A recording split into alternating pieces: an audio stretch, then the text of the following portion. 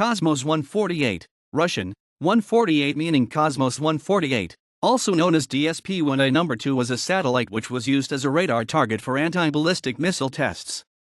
It was launched by the Soviet Union in 1967 as part of the Dnepropetrovsk Sputnik program, and had a mass of 325 kilograms, 717 pounds. It was launched aboard a Cosmos 2I 63SM rocket, from Site 133/1 at Plesetsk.